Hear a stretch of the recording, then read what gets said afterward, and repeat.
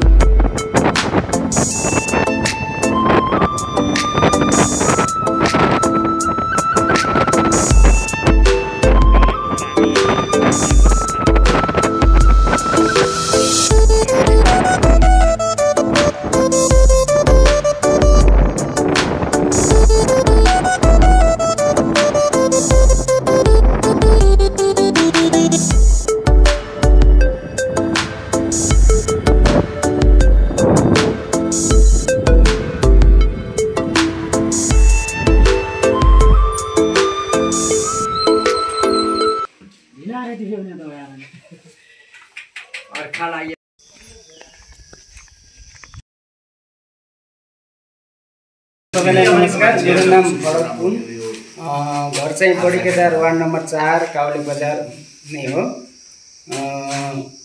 म चाहिँ पशुपति अल्लो पर्सदनको सहजकर्ता नै भन्नुपर्दा गर्दैछु। यहाँ सरहरू चाहिँ यहाँ हेर्दै हुनुहुन्छ र यहाँ अब यो सामग्रीहरू धेरै छ। सम्भवतः यो बिहानको समयमा सञ्चालन नहुने रहेछ र यो कुरा चाहिँ हामीलाई दाइले जानकारी दिनुभएको छ र यतातिर हामी देख्न सक्छौँ। अब यो धेरै सामग्रीहरू छ। सम्भवतः हामीलाई टेक्निकल कुराहरू थाहा भएन। यो रेडी भइसक्यो हो, ब्याग यहाँ रेडी भइसकेको रहेछ। यहाँले रमेश मगर भ्लगबाट चाहिँ म यो देखाउने छु सबै युट्युबमा। यहाँ दाइ हुनुहुन्छ, यो रेडी भइसक्यो हो? यो रेडी भइसक्यो हो। यो एक दिने तालिममा पहिलाको हाम्रो प्रशिक्षक आउनु मन्दार थापाजीले हजुर उहाँको अनुभवी चाहिँ सिकाएर जानुभएको। यो अल्लो पर्सदन भन्ने जुन अहिले भइरहेको छ दाइ, यो खास अब धेरै मानिसहरूलाई थाहा नहोला, यो कहाँबाट, यो कसरी, कसले सहयोग गरेर चाहिँ यो सञ्चालन भयो, अलिकति जानकारी दिन पाए राम्रो हुन्थ्यो। यो चाहिँ अब हाम्रो पालिकाको सहयोग र अनि त्यसपछि 50% मेरो आफ्नै लगानीले चाहिँ यो सुरुवात गरेको नै। हजुर, अहिले त अब यो टेक्निकल सामग्रीहरू धेरै छ, हामीलाई थाहा भएन होइन। यो खासमा कतिखेर सञ्चालन हुन्छ, यहाँ कसले अहिले यो तालिमकै क्रममा छ कि कस्तो छ? अहिले तालिमको क्रममा छ। हजुर, हाम्रो जिआइजेड र पालिकाको चाहिँ साझेदारीमा 1 महिना तालिम मणिराज थापा प्रशिक्षकजीले दिएर जानुभएको छ। फेरि पालिकाले चाहिँ 15 दिनको तालिम चाहिँ थप गरेको हुनाले ब्याग ल्यापटप ब्याग अनि साइड ब्याग अनि स्कुल ब्याग बनाउनु योबाट अल्लोबाट यो सबै ब्यागहरू चाहिँ बन्ने भयो नि त। अहिले के छ स्थानीयहरू कतिजना यहाँ समावेश हुनुहुन्छ यो तालिममा? सहभागी स्थानीय चाहिँ 14 जना हो। 14 जनामा अब हाम्रो अहिले खेतीपातीको सिजनमा अहिले फेरि गहुँ काट्ने समय भएको हुनाले 8 जना निरन्तर आइरहन्छ 11 बजेदेखि 5 बजेसम्म। हवस्, धन्यवाद दाइलाई। र हामीले जानकारी पायौँ यहाँ अब यो अल्लो प्रशोधन र यसबाट विभिन्न सामग्रीहरू यहाँहरूले ब्यागहरू पनि उत्पादन हुनेछ र यो ब्याग उत्पादन भइसकेको हामीले देखाइरहेका छौँ।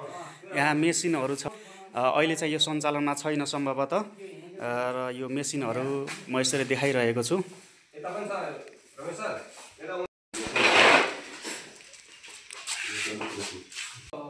यो सबै अब यो ब्याग पनि बन्छ, कोट पनि बन्छ हैन। यो नयाँ योबाट कोट पनि बन्छ है? हजुर।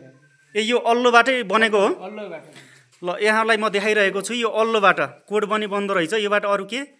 ब्याग पनि बन्दो रहेछ। यस्तो राम्रो छ। अब हाम्रै बडी केदारमा लोकल यानि कि स्थानीय वस्तु अल्लोबाट नै यस्ता राम्रा राम्रा वस्तुहरू बन्दैछ। भनेपछि यो विद्यालयमा नि प्रयोग गर्न सकिने खालको ब्याग हो? साइड ब्याग यो एउटा डायरी र त्यसपछि मोबाइल चार्ज।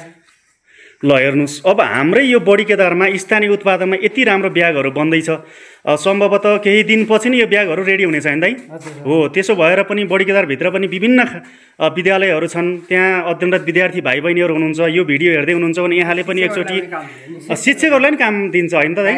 हो, डायरी हाल्नको लागि हो, शिक्षकहरूलाई पनि काम दिनेछ। त्यसो भएर पनि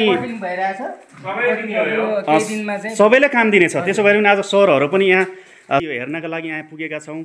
यो ब्यागहरू रेडी हुँदैछ, यहाँहरूलाई चाहिन्छ भने अब केही दिनपछि नै यो तयार हुँदैछ। त्यसो भएर पनि यो बडी केदारमा धेरै टाढा होइन, बडी केदारभित्र जति पनि हामी स्थानीय सरहरू छौँ, यानि कि विद्यार्थी भाइ बहिनीहरू पनि छन्। त्यसो भएर यहाँहरूलाई ब्याग चाहिन्छ भने बडी केदार गाउँपालिका वडा नम्बर 4 काउले बजार जो बिच बाटोमै पर्छ, यहाँहरूले भिजिट गर्न सक्नुहुन्छ है त एकचोटि।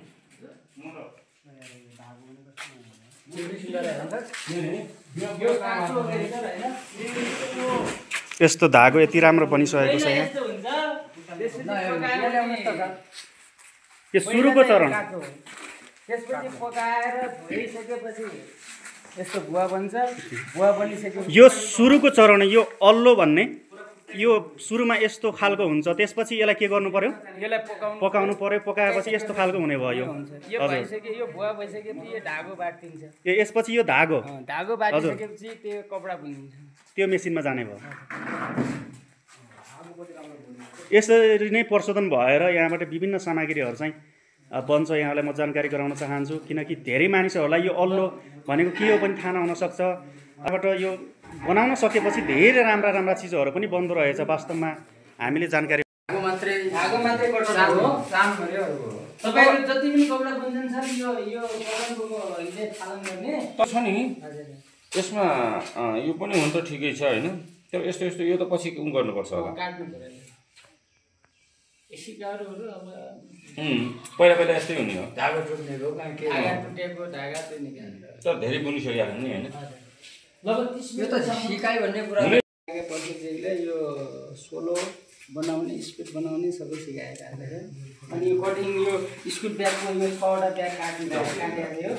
अब आज सुरु भयो 15 दिनमा जतिसम्म हुन्छ स्कुल ब्याग हुन्छ, अनि साइड ब्याग अनि ल्यापटप ब्याग बनाउनु हामी देख्न सक्छौँ। यहाँ हिजोदेखि सुरु भएको छ। यसको लागि तपाईँको 170 रुपियाँ काठमाडौँ पर्छ, कास्की सोडा त्यो ल्याउनु पर्छ। तपाईँको 1 क्विन्टलमा 5 किलो जान्छ। यहाँको खरानीले बन्दैन? बन्न त बन्छ, तर त्यो बिग्रियो भने आँखले भयो भने, पाकेन भने पुरै त्यो कालो जान्छ नि। फाइनल्ली हामीले यो अल्लो प्रशोधन हेरिसकेका छौँ र धेरै कुराहरू भिडियोमा मैले देखाइसकेको छु। लोकल उत्पादन छ। त्यसो भएर पनि यहाँले यो भिडियो हेर्दै हुनुहुन्छ भने कस्तो लाग्छ सबैलाई जानकारी गराउँ, किनकि स्थानीय वस्तुलाई चाहिँ सबैले प्रयोग गरौँ है त। हवस्, कस्तो लाग्छ भिडियोमा कृपया कमेन्ट लाइक गर्नुहोला।